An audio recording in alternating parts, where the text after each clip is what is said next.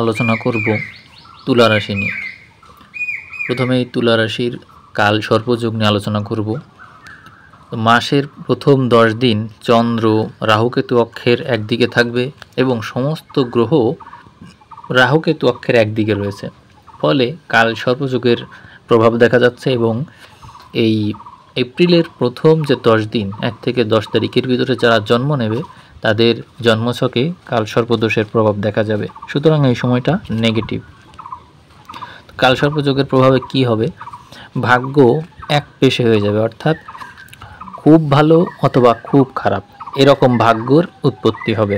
তো এই ক্ষেত্রে তুলা রাশির জাতক জাতিকাদের আমরা যদি গ্রহ নক্ষত্রের পজিশনটা খেয়াল করি তাহলে দেখতে পাচ্ছি ষষ্ঠ, অষ্টম এবং দ্বাদশ এই ঘরগুলোই কিন্তু গ্রহ সংখ্যা অনেক বেশি। তো সেক্ষেত্রে ষষ্ঠ, অষ্টম, দ্বাদশের শক্তিকেই তুলাকে কাজে লাগাতে হবে। আমরা দশম ঘরে গ্রহ দেখতে পাচ্ছি। দশম ঘরে যে গ্রহটা রয়েছে এই গ্রহটা কিন্তু মঙ্গল, এটা কিন্তু আমাদের খেয়াল করতে হবে। আমি মার্চ মাসে যে রাশিফল আলোচনা করেছিলাম সেখানে কিন্তু আমি অনেক কথাই বলেছি। আপনারা সেই রাশিফলটা একটু শুনবেন, সেইটার সাথে আজকের রাশিফলের অনেক কথাই মিলে যাবে। তো আমি বিস্তারিত আর বলছি না, যেটা মার্চ মাসে বলা হয়েছে সেটা আর আমি এপ্রিল মাসে বলতে চাচ্ছি না। আমি কাল সর্পযোগের বিষয় নিয়ে তো বললাম, আপনারা শুনলেন। কাল সর্পযোগটা এক পেশে ভাগ্য প্রদান করবে, অর্থাৎ এখানে নেগেটিভ যাদের ভাগ্য তারা নেগেটিভিটি লাভ করবে এবং পজিটিভ যাদের ভাগ্য তারা পজিটিভিটি লাভ করবে। তো সেই ক্ষেত্রে পজিটিভ না নেগেটিভ আপনাদের ভাগ্য সেইটাই বা বুঝবো কী করে? এইটাই তো প্রশ্ন। দেখুন, ষষ্ঠ, অষ্টম যে দ্বাদশ এই যে তিনটা ঘর, এই ঘরগুলোই যে গ্রহ রয়েছে সেই কারণে কিন্তু এটা নেগেটিভ হওয়ার কথা, তাই না? নেগেটিভ হওয়ার কথা, কিন্তু মনে রাখতে হবে এটা হচ্ছে তুলা রাশি। আমি এর আগে বলেছি যে তুলা রাশি শ্রেষ্ঠ। কেন শ্রেষ্ঠ? কারণ ষষ্ঠ, অষ্টম, দ্বাদশের বিবেচনায় তুলা রাশি শ্রেষ্ঠ। এর কারণ হচ্ছে ষষ্ঠ ঘরের অধিপতি বৃহস্পতি এবং অষ্টম ঘরের অধিপতি শুক্র এবং দ্বাদশের অধিপতি বুধ, এই তিনটাই শুভ গ্রহ। আমরা আমাদের যে হরোস্কোপ অ্যানালাইসিস এর ভিতরে যে 3টা শুভ গ্রহ আছে সেই 3টা শুভ গ্রহই কিন্তু এই 3টাই, এর বাইরে কিন্তু নেই। অর্থাৎ ষষ্ঠ, অষ্টম, দ্বাদশের অধিপতি শুভ। সুতরাং সেখানে যদি কোনো গ্রহ থাকে তাহলে তারা থাকলে তো সেখানে শুভ ফল দেবেই, আর অন্যান্য গ্রহরা যদি সেখানে আসে তাহলে তারা তো শুভ ঘরের অধিপতি। অর্থাৎ শনি, আমি শনির কথা বলি, শনি একটা অশুভ গ্রহ কিন্তু সে তো শুভ ঘরের অধিপতি। শনি কিন্তু তুলার জন্য রাজযোগকারী গ্রহ, চতুর্থ পঞ্চমের অধিপতি। সুতরাং সে যখন এইখানে আসবে সে কিন্তু শুভ ঘরের অধিপতির সাথে যুক্ত হচ্ছে। অর্থাৎ এখানে যদি আমি বৃহস্পতির কথা বলি, দেখেন মিনের ঘরে যুক্ত হয়েছে শনি, এসেছে রবি একাদশপতি, শনি রাজযোগকারী গ্রহ, এরা যুক্ত হয়েছে। সুতরাং এখানে এই যে ষষ্ঠ ঘরে আসলো, তাহলে তো ষষ্ঠ ঘর তো একটা নেগেটিভ ঘর, সুতরাং এখানে তো নেগেটিভ ফল দেওয়ার কথা, কিন্তু তুলার ক্ষেত্রে তা হয় না। তুলার ক্ষেত্রে উল্টোটা হয়। এর কারণ হচ্ছে তুলা হচ্ছে এমন একটা রাশি যেখানে সব কিছু ইউটার্ন নিতে পারে, উল্টা হতে পারে। অর্থাৎ আপনারা দাড়িপাল্লাটা খেয়াল করেন, আপনারা যে তুলাদণ্ড সেটা দেখবেন ঘোরানো যায়, এই পাশ থেকে ওই পাশে নিয়ে যাওয়া যায়। অর্থাৎ যেই পাশটা আপনার ডান পাশ সেটাকে ঘুরিয়ে সেটাকে বাম পাশে নেওয়া যায় এবং বাম পাশকে ডান পাশ করা যায়। এতে কিন্তু ব্যালেন্সের কোনো সমস্যা হয় না। অর্থাৎ তুলার জীবনটা এরকম, তুলা পরিস্থিতিকে ঘোরাতে পারে, এটাই হচ্ছে তার বিষয়ের যোগ্যতা। আপনারা দেখেন ষষ্ঠ এবং অষ্টম ঘর বিনিময় করেছে, ষষ্ঠ অষ্টম ঘর বিনিময় করে এমন একটা রাজযোগ সৃষ্টি করেছে, বিপরীত রাজযোগ, যা তুলাকে একটা সুসময়ের দিকে নিয়ে যাবে। অর্থাৎ এই সময়ে তুলা যদি চাই তার পরিস্থিতিকে ভালো করবে সে পারে করতে, আবার যদি চাই যে সে কিছুই করবে না সেটাও সে করতে পারে। এটা তার উপর নির্ভর করবে সে কী সিদ্ধান্ত নেবে। এটা কিন্তু নেগেটিভ না পজিটিভও না, সমান, দুই পাশই সমান, অর্থাৎ ব্যালেন্স। সবসময় তুলার সব কিছুই ব্যালেন্সে থাকে, এইটাই হচ্ছে তার সবচাইতে বড় সৌন্দর্য। আমরা দশমের দিকে যদি খেয়াল করি, দশমে কিন্তু মঙ্গল বসে আছে। এই মঙ্গল এখানে নিঃস্বস্ত, কিন্তু এটা তো আবার কর্মঘর। কর্ম, আমরা তো আর শুয়ে বসে কর্ম করতে পারি না, আমাদের কর্ম করতে গেলে অবশ্যই পরিশ্রম করতে হয়। সুতরাং মঙ্গলও কিন্তু এখানে নিঃস্বস্ত হয়, কিন্তু আবার তুলার জন্য এটা দশম ঘর। সুতরাং দশম ঘর তো সবসময় পজিটিভ ঘর, দশম ঘরকে অত্যন্ত পজিটিভ বিবেচনা করা হয়। তার মানে কি আসলে আলটিমেটলি যে তুলার জাতক জাতিকারা এই সময় সংগ্রাম সংঘর্ষ করবে এবং নানা রকম প্রতিকূল পরিস্থিতিতে পড়ে সেই প্রতিকূল পরিস্থিতি থেকে লাভ উঠিয়ে আনবে এবং সেই প্রতিকূল পরিস্থিতি তাকে তার যে ভাগ্য সেই ভাগ্যকে আরও ঊর্ধ্বগামী করে দিবে। এইটাই বোঝাতে চাওয়া হয়েছে। এখন সেইটাকে কাজে লাগাতে পারবে কি তুলা? অবশ্যই পারবে, কারণ তুলার ওই যোগ্যতাটা আছে। তুলা তার যে অ্যানালিটিক্যাল পাওয়ার এটা কিন্তু অনেক গভীর, অনেক গভীর। শুক্র হচ্ছে এর মূল কারক গ্রহ, সুতরাং তুলার জাতক জাতিকারা অনেক বেশি অ্যানালিটিক্যাল হয়। আপনারা দেখেন তুলাতে কি কি নক্ষত্র আছে। তুলাতে আছে মঙ্গল, তুলাতে আছে রাহু এবং তুলাতে আছে বৃহস্পতি। তো রাহু, বৃহস্পতি, মঙ্গল এরা কেউই কিন্তু কোনো দুর্বল গ্রহ না, সবাই শক্তিশালী। সুতরাং তুলার জাতক জাতিকারা কঠিন পরিস্থিতিতে পড়ে কীভাবে ভালো করে তা তাদেরকে না দেখলে বোঝা যাবে না। যারা তুলার জাতক জাতিকারা আছেন তারা নিশ্চয়ই কঠিন পরিস্থিতি এবং প্রতিকূল পরিস্থিতির ভিতর দিয়ে যাচ্ছে না, এই কথা তো অস্বীকার করার কারণ নেই। কিন্তু তাই বলে কি তারা একেবারে দমে গেছে? কখনোই না। তারা সবসময় প্ল্যান করে, তারা সবসময় পরিকল্পনা করে কী করে এর থেকে বের হওয়া যায়, এইটাই তাদের সৌন্দর্য। স্বাস্থ্য নিয়ে কি বলবো, স্বাস্থ্যের কথা আমি আগেও বলেছি, এখনও বলছি।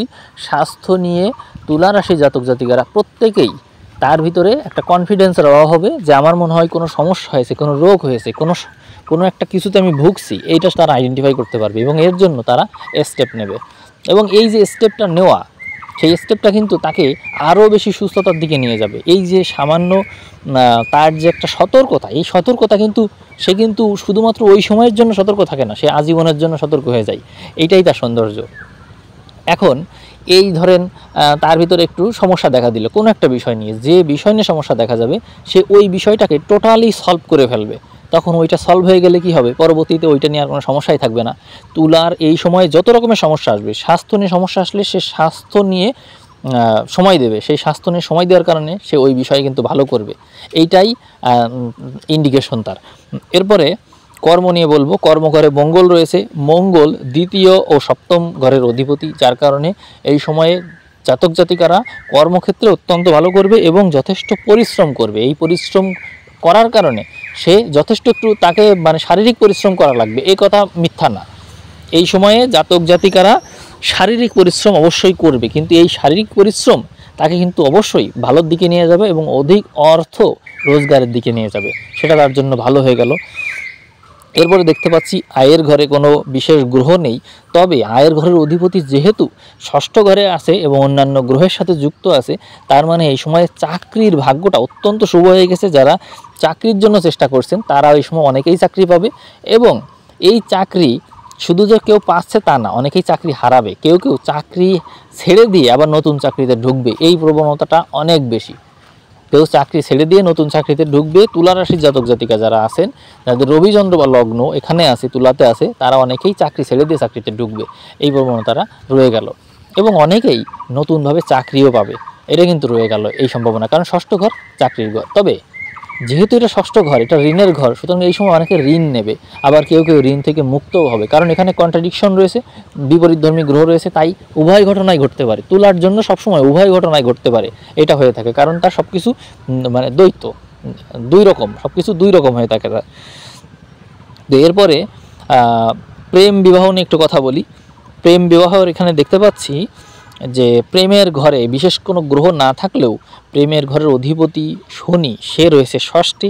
সুতরাং এই সময় জাতক জাতিকারা প্রেম থেকে কষ্ট পাবে, সহজ কথা, প্রেম থেকে কষ্ট পাবে এবং এই কষ্ট তাদেরকে এমন একটা রিয়েলাইজেশন দেবে লাইফে যে তারা একেবারেই যেন লাইফে একেবারেই যেন তারা চেঞ্জ হয়ে গেছে। হ্যাঁ, দেখা যাবে যে সে যে কষ্টটা পেয়েছে, এই কষ্টটা কিন্তু তার জীবনের পরবর্তী ক্ষেত্রে তাকে হেল্প করবে, তাকে সিদ্ধান্ত নিতে সহায়তা করবে। অর্থাৎ সে কষ্ট পেয়েছে, এই কষ্টটা সে কিন্তু নিজের ভিতরে ধারণ করবে, করে পরবর্তীতে কিন্তু সে অনেক কঠিন হয়ে যাবে, অর্থাৎ ম্যাচিউর হবে। তুলার মানুষ কিন্তু সহজে কারোর সাথে বিট্রে করতে চায় না, এবং তার আর একটা বিষয় হলো সে এত বেশি সহমর্মী অন্যের ক্ষেত্রে যে সহজে কারোর হাত কখনো সে ছাড়ে না, তাকে যতই আঘাত দেওয়া হোক সে এত সহজে কারোর হাত ছাড়ে না। তো তার সাথে যখন এই ধরনের আচরণ করা হবে, তাকে মানসিক আঘাত যখন বারবার দেওয়া হবে, তখন কিন্তু সে একটু কঠোর হবে। ন্যায় বিচারক যেরকম কঠোর হয়ে যায়, তার জায়গায় তার স্ট্যান্ড পয়েন্টে সে স্থির থাকে, সেই রকম হয়ে যাবে। অমানবিক কিন্তু সে হয়ে যাবে না, তারপরও সে সামগ্রিকভাবে বিচার করবে, সে কেবল নিজের ব্যক্তিগত বিষয় বিবেচনায় আনবে না। এই কারণে তুলা রাশি জাতক জাতিকারা এই সময়ে যে মানসিক আঘাতটা পাবে, বিশেষ করে তাদের সাথে যাদের রিলেশন আছে তাদের কাছ থেকে তার আঘাত পাবে, আর এই আঘাত তাদেরকে আরও বেশি ম্যাচিউর করে তুলবে।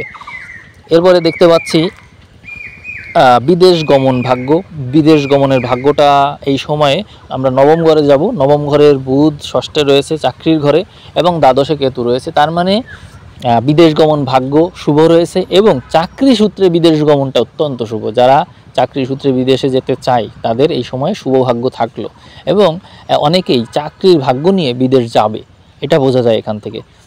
এরপরে লটারি ভাগ্য, লটারি ভাগ্যের জন্য দেখতে হবে নবম ঘর। নবম ঘরের গ্রহ ষষ্ঠে রয়েছে, তার মানে এই সময়ে বিপরীতধর্মী গ্রহগুলো ওখানে থাকার কারণে এই সময়ে লটারি কাটার জন্য নিরুৎসাহিত করা হচ্ছে। লটারি ভাগ্য এই সময় শুভ না, বরং সেখানে আরও বেশি ব্যয় হতে পারে। এরপরে যাব হচ্ছে ভাগ্য ঘরে। এই সময়ে নবম ঘরের অধিপতি যেহেতু ষষ্ঠে আছে, সুতরাং চাকরি ভাগ্যটা ভালো থাকছে। চাকরি ভাগ্য, ঋণ শোধ করার ভাগ্য এবং ঋণ নেওয়ার ভাগ্য এইগুলো ভালো, কিন্তু তাই বলে কিন্তু ভাগ্য ভালো হলেও এখানে কিন্তু জাতক জাতিকাদেরকে মনে রাখতে হবে যে ভাগ্য ভালো বলতে কিন্তু সকল ক্ষেত্রে ভাগ্য ভালো কিন্তু বোঝায় না, এটা মনে রাখতে হবে। পিতার সাথে জাতক জাতিকাদের কিন্তু এই সময় দুঃসম্পর্ক থাকবে, এই কথা মনে রাখতে হবে। এখন পিতার সাথে যে দুঃসম্পর্ক, এই দুঃসম্পর্ক কিন্তু এই বিপরীতধর্মী গ্রহের সংযোগের কারণে হয়েছে। এটাকে কিন্তু নেগেটিভলি নেওয়ার কিছু নেই। যখন আবার এই বিপরীতধর্মী গ্রহ এক জায়গা থেকে সরে অন্য জায়গায় চলে যাবে, তখন কিন্তু এটা আবার কেটে যাবে। তার মানে এটা বলা যায় যে দুই বিপরীতধর্মী গ্রহ একত্রে রয়েছে, তার কারণে জাতক জাতিকাদের নিজেদের মধ্যে দ্বন্দ্ব তৈরি হচ্ছে, অর্থাৎ পিতার সাথে সন্তানের দ্বন্দ্ব তৈরি হচ্ছে। এবং তারা যদি নিজেদের ভিতরে মিটমাট করে নিতে পারে, তাহলে কিন্তু এই সমস্যা কেটে যায়, না হলে প্রাকৃতিকভাবেই এই সমস্যাগুলো দেখা যাবে এবং এগুলো ঘটবে। এরপরে কথা বলবো উচ্চশিক্ষা নিয়ে। জাতক জাতিকাদের নবমপতি আবারও ষষ্ঠে দেখা যাচ্ছে, অর্থাৎ চাকরি ক্ষেত্র এইটাকে উদ্দেশ্য করে উচ্চশিক্ষার দিকে জাতক জাতিকারা যেতে পারবে এবং চতুর্থপতিও ষষ্ঠে রয়েছে, অর্থাৎ জাতক জাতিকারা চাকরির বিষয়কে কেন্দ্র করে বিদেশ যেতে চাইবে, এই সৌভাগ্য তাদের প্রাপ্ত হচ্ছে। এরপরে কথা বলবো হচ্ছে মামলা নিয়ে। যারা ষষ্ঠ ঘরের আমি ষষ্ঠ ঘরের দিকে ফোকাস করছি, অর্থাৎ যারা যে কোনো বিষয় নিয়ে মামলা মোকদ্দমায় আছে, তারা কিন্তু এই সময়ে মামলা মোকদ্দমায় অনেক বেশি ফোকাস করবে এবং মামলা মোকদ্দমার যে ভাগ্যটা সেটা কিন্তু খুব বেশি শুভ না। তার মানে মামলা মোকদ্দমায় যারা পড়বে, তারা যদি সঠিক ব্যক্তির সাথে কনসাল্ট না করে, তাহলে কিন্তু এই সময় মামলা মোকদ্দমার বিষয়ে এগিয়ে যাওয়া সঠিক সিদ্ধান্ত হবে না, অর্থাৎ এটাকে আরও দীর্ঘায়িত করতে পারলে ভালো হয়। মামলা মোকদ্দমায় আপনার এই সময়ে ভালো নাও হতে পারে, তবে এখান থেকে আপনি একটা শিক্ষা পাবেন, অর্থাৎ যেহেতু এখানে বিপরীত রাজযোগ রয়েছে, অর্থাৎ আপনি এখানে লস খাবেন অথবা হচ্ছে এখান থেকে ক্ষতিগ্রস্ত হবেন, যার কারণে আপনি মানুষ চিনবেন এবং আপনার এখান থেকে জ্ঞান লাভ হবে, যে জ্ঞান পরবর্তীতে আপনাকে সামনের স্টেপে যেতে হেল্প করবে এবং পরবর্তীতে যাতে আপনি কোনো ভুল সিদ্ধান্ত নেন সেই জন্য হেল্প করবে। এরপরে সন্তান ভাগ্যের কথা বলবো। সন্তান যারা আছে আপনাদের, এই সময়ে সন্তানরা আপনাদের অবাধ্য থাকবে, কথা শুনতে চাইবে না এবং সন্তানরা অনেক বেশি দুরন্ত হবে এবং নানা রকম বিপদ আপদে পড়তে পারে, নানা রকম সমস্যায় জড়িয়ে যেতে পারে, সেই সম্ভাবনা থাকলেও তাদের স্বাস্থ্যের ব্যাপারে অবশ্যই সতর্ক থাকবেন। এরপরে আবহাওয়ার কথা বলবো। এই সময় আমি আগেই বলেছি, মার্চের 15 তারিখ থেকে এপ্রিল মাস, এই সময় প্রাকৃতিক দুর্যোগ এবং নানা রকমের সমস্যা, বিশেষত বজ্রপাত বা বন্যা বা হচ্ছে কালবৈশাখী ঝড়, এই টাইপের সম্ভাবনা রয়েছে এবং সাথে ভূমিকম্প এগুলোও কিন্তু রয়েছে, অর্থাৎ আবহাওয়াগতভাবে সময়টা কিন্তু শুভ না।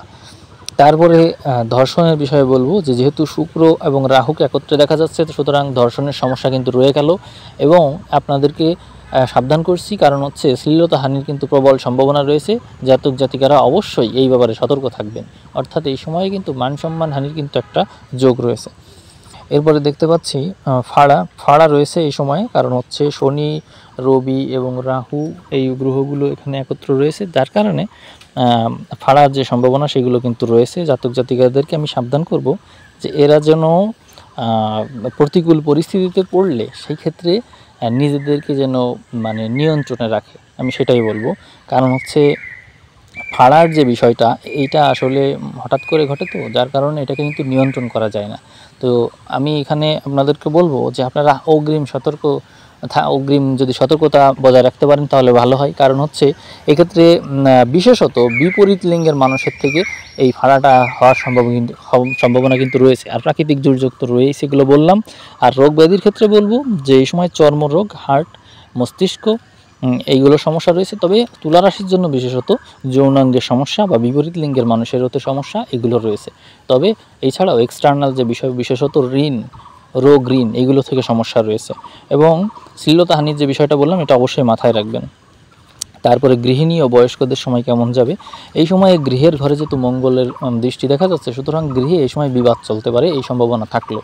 এবং আপনাদের যে আত্মীয় স্বজন আছে, সেই আত্মীয় স্বজনদের প্রভাব কিন্তু আপনাদের উপর এসে পড়বে, অর্থাৎ গৃহে আত্মীয় স্বজনদের যাতায়াত বেড়ে যেতে পারে, অথবা আত্মীয় স্বজনদের সাথে আপনাদের সম্পর্ক অনেক ক্ষেত্রে নানা কারণে নষ্ট হয়ে সেটা শত্রুতায় রূপ নিতে পারে, এই সম্ভাবনাটা রয়ে গেল। আর বৃদ্ধ মানুষ যারা আছেন তাদেরকে বলবো এই সময়ে রোগ ব্যাধির প্রাবল্য বাড়বে। সেই ক্ষেত্রে আপনাদের এই রোগ ব্যাধি নিয়ে ভয় পাওয়া চলবে না। আপনাদেরকে যেহেতু তুলারাশি জাতক জাতিকা আপনারা, সুতরাং এই ক্ষেত্রে আপনি মেডিটেশন, প্রাণায়াম এগুলো করবেন, এগুলো খুব ভালো কাজ করবে। কারণ শুক্র হচ্ছে সূক্ষ্ম গ্রহ, শুক্রের কাছে সঞ্জীবনী শক্তি রয়েছে, যার কারণে যদি কেউ নিশ্চিন্ত হয়ে যেতে পারে, চিন্তামুক্ত হয়ে যেতে পারে, তাহলে এটা খুব ভালো ফল দেয়। শুক্র এই ক্ষেত্রে খুব হেল্প করে। তারপরে বয়স্কদের আরেকটু বিষয় সাবধান করব, সেটা হচ্ছে হাড়ের সমস্যা। আপনারা হাড় সংক্রান্ত বিষয় নিয়ে অবশ্যই সাবধান থাকবেন, হার্ট সংক্রান্ত বিষয় নিয়ে সাবধান থাকবেন। এই সময়ে অপারেশন হওয়ার সম্ভাবনা কিন্তু অনেকেরই রয়েছে, শুধু বৃদ্ধ না, বয়স্ক না, সব ধরনের মানুষেরই এই ধরনের সম্ভাবনা রয়েছে, এই অপারেশনের সম্ভাবনা। এবং এই সময় যেহেতু মঙ্গল নিঃস্ত, অগ্নুৎপাত এবং বিস্ফোরণ এই সম্ভাবনাটা কিন্তু প্রবল থাকবে। এবং যেহেতু এটা মঙ্গল নিঃস্ত থাকলে অস্ত্রোপচার করায়, অস্ত্রোপচারের সম্ভাবনাও থাকলো। এবং মঙ্গল কর্মক্ষেত্রে অবস্থান করার কারণে কর্মক্ষেত্রে আপনি প্রতিকূল পরিস্থিতি ফেস করতে পারেন, অর্থাৎ দেখা যাবে যে সেখানে কলিগদের সাথে আপনার মিলছে না, চিন্তাভাবনায় মিলছে না, আবার আপনি কথাবার্তায় বিদ্রোহী হয়ে উঠতে পারেন, অর্থাৎ আপনার ভিতরে বিদ্রোহী আচরণ দেখা যাবে। বিদ্রোহীসুলভ আচরণের কারণে অনেকের সাথে আপনার কথা কাটাকাটি হওয়া বা চিন্তায় মিল না থাকার কারণে দূরত্ব হয়ে যেতে পারে, এই সম্ভাবনা প্রবল রয়েছে। এরপরে পড়াশোনার বিষয়ে বলবো, জাতক জাতিকারা এই সময় পড়াশোনায় ভালোভাবে মন দিতে পারবে না, তারা এই সময় কর্মব্যস্ত থাকবে, এই কারণে তারা কনসেন্ট্রেশনটা ঠিকমতো ধরে রাখতে পারবে না। সেই কারণে পড়াশোনা এই সময় খুব ভালো যে অগ্রগতি হবে তা কিন্তু না, তবে কর্মক্ষেত্রে ভালো কাজ করতে পারবে ভালো, অর্থাৎ শরীর ভালো চলবে। কিন্তু শরীর ভালো চললেও মনটাকে নিয়ন্ত্রণ করা এই সময় মুশকিল হবে। চাকরি এবং ব্যবসার ভিতরে চাকরি ভাগ্যটা খুবই ভালো আছে, আর ব্যবসা ভাগ্যের অধিপতি দশমে আছে, ব্যবসা ভাগ্যটা খুব ভালো আছে, অর্থাৎ চাকরি ব্যবসা এই সময় দুটোই ভালো রয়েছে। আপনারা যে যেটা পছন্দ করেন সেই দিকে যেতে পারেন। এরপরে গর্ভধারণের বিষয়ে বলবো, এই সময়টা গর্ভধারণের জন্য মোটেই উপযুক্ত না, কারণ শুক্র বিভিন্ন গ্রহ দ্বারা পীড়িত রয়েছে এবং তার দ্বারা প্রভাবিত থাকার কারণে থার্ড জেন্ডার বা বিকলাঙ্গ শিশু জন্ম হওয়ার সম্ভাবনা বেশি রয়েছে এবং অনেক ক্ষেত্রে শিশু দুর্ভাগ্য যোগ নিয়ে জন্মাতে পারে, যার কারণে এই সময় গর্ভধারণ একদম উচিত হবে না। এবং এই সময় সন্তান হইলে সেই সন্তানেরও ভাগ্যটা খুব বেশি সুবিধাজনক হবে না এবং ভবিষ্যতে তার জন্য পীড়া অপেক্ষা করছে। এই জন্য এই সময়টাও সন্তান জন্মানোর জন্য শুভ সময় না। এটা আমি আগেও বলেছি, এখনও বললাম। এই সময়ে ডিভোর্সের সম্ভাবনা আছে কি না, যেহেতু ষষ্ঠ এবং অষ্টম ঘর বিনিময় করেছে এবং দ্বাদশে কেতু আছে, সুতরাং অবশ্যই এই সময় ডিভোর্সের প্রবল সম্ভাবনা রয়েছে এবং এই ডিভোর্সটা হবে ভালোর জন্য। যারা নিজেদেরকে চিনতে পারছিল না, তারা এই সময়ে নিজেদেরকে চিনতে পারবে, অর্থাৎ যার সাথে আমি বাস করি সে আসলে প্রকৃতপক্ষে কেমন, প্রতিকূল পরিস্থিতিতে সে কেমন আচরণ করে, এটা চোখের সামনে এসে ধরা দেবে, যার কারণে ডিভোর্স হয়ে যাবে এবং অনেকেরই ডিভোর্সের প্রবল সম্ভাবনা রয়েছে। এই ডিভোর্সের ফলে তারা আসলে নানা পীড়া থেকে মুক্ত হবে, নানা বিপদ থেকে মুক্ত হবে। তবে এটা যেন আইনি ঝামেলার দিকে না যায়, মিউচুয়ালি এটা করতে পারলে সবচেয়ে ভালো হয়। আইনের দিকে গেলে সেটা আরও সমস্যার দিকে নিয়ে যাবে, এটাই আমার মনে হলো। মৃত্যুযোগ আছে কি না? হ্যাঁ, এই সময় মৃত্যুযোগ রয়েছে, অনেকেরই এই সময় মৃত্যুযোগ রয়েছে। আপনারা অবশ্যই সাবধান থাকবেন, যে যে বিষয়ে সমস্যা হতে পারে সেই বিষয় নিয়ে আমি ইতিমধ্যে কথা বলেছি কিন্তু। তাই মৃত্যুযোগ রয়েছে, আপনারা সাবধান থাকবেন। যেহেতু ষষ্ঠ অষ্টমের ঘর বিনিময়, যারা এই নিজের জীবনকে উন্নত করতে না পারে, জীবনকে পরিবর্তনের দিকে না নিতে পারে, তারাই এই ধরনের সমস্যার দিকে বেশি যায় এবং এই ধরনের মানে প্রাণনাশের ঝুঁকি কিন্তু থেকেই যায় তাদের জীবনে। এই সময়ে জাতক জাতিকারা ব্যয় নিয়ে টেনশনে থাকবে, ব্যয়কে সহজে নিয়ন্ত্রণ করতে পারবে না। নানান বিষয়, বিশেষত রোগ ব্যাধি, ফাড়া, এই সমস্ত নানান বিষয়, ঋণ, এইগুলো আসলে অপ্রত্যাশিতভাবে অর্থকে ব্যয় করাবে। দুর্ঘটনা তো রয়েইছে এই তুলা রাশির জন্য, নানান দুর্ঘটনা আছে। শুধু তুলা রাশি না, তাদের আত্মীয় স্বজন যারা আছে তাদের অনেকেই বিপদে পড়বে, বিশেষত তাদের মামা বাড়ির যে ফ্যামিলি, জাতক জাতিকার মামা বাড়ির ফ্যামিলিটা রোগ ব্যাধিতে বা নানান সমস্যায় পড়ার বিশেষ সম্ভাবনা রয়েছে, এবং নিজের যে কাকা আছে বা চাচা আছে তারাও এই সময় সমস্যায় পড়বে এবং তাদের জন্য তার অর্থ ব্যয় করতে হতে পারে, এই সম্ভাবনাটা প্রবল থাকলো। আর সমাধান কি বলবো, আমি সমাধান বিশেষ কিছু বলবো না। আমি বলবো যে আপনি যদি পারেন মহামৃত্যুঞ্জয় মন্ত্র বা শিবের জন্য যে মন্ত্রগুলো আছে, শিব মন্ত্র, মেডিটেশন, ওম নমঃ শিবায়, এইগুলো শুনতে পারেন। কারণ হচ্ছে শিবই একমাত্র শক্তি যে মানুষকে চিন্তামুক্ত করতে পারে। এই যে যতগুলো আপনার বিষয় বললাম সব কিছু আপনার চিন্তার ভিতরে রয়েছে। আমরা না জানলেও সমস্ত চিন্তায় অগ্রিম আমাদেরকে নক করে, এবং সেই জিনিসগুলো আমাদের ভিতরে রয়েছে স্মৃতি আকারে। আমরা যদি সেই স্মৃতিকে ভুলে যেতে পারি তাহলে সমস্যাকেও কাটানো যেতে পারে। এই কারণে সমস্ত সমস্যার একমাত্র সমাধান হচ্ছে শিব মন্ত্র, মেডিটেশন। শিবকে যদি আপনারা জপ করতে হবে না, স্মরণ করতে হবে শুধুমাত্র, অর্থাৎ আপনার স্মৃতিটাকেই নষ্ট করে ফেলতে হবে। অর্থাৎ আপনি শিবকে চিন্তা করছেন, শিবকে চিন্তা করা মানে হচ্ছে শিবের মূর্তিকে চিন্তা করা, সেটা না। কোনো কিছুকেই চিন্তা না করা, শিব অর্থ শূন্যতা। আমি কোনো কিছু নিয়েই চিন্তা করছি না, এরকম অবস্থাই হচ্ছে শিব। আপনি যদি এরকম করতে পারেন, কোনো কিছু নিয়েই চিন্তা করছেন না, একেবারে স্থির হয়ে গেছেন, এমনকি এতটা স্থির হয়ে গেছেন যে আপনার যে শরীরের ফিলিংস সেটাও নেই এবং রক্ত প্রবাহিত হচ্ছে আপনি সেটাও ফিল করতে পারছেন, এরকম একটা স্থিত অবস্থা, এটা যদি আপনি অর্জন করতে পারেন তাহলে অবশ্যই এই সমস্ত সমস্যাকে আপনি পার করে যেতে পারবেন। এইটাই শিবত্ব। আজকের আলোচনা কেমন লাগলো অবশ্যই কমেন্ট করে জানাবেন, এবং যে যে বিষয়ে সাবধান করলাম অবশ্যই সেগুলো মেনে চলবেন। তো আজ এ পর্যন্ত রাখবো। সবাই ভালো থাকবেন, ধন্যবাদ।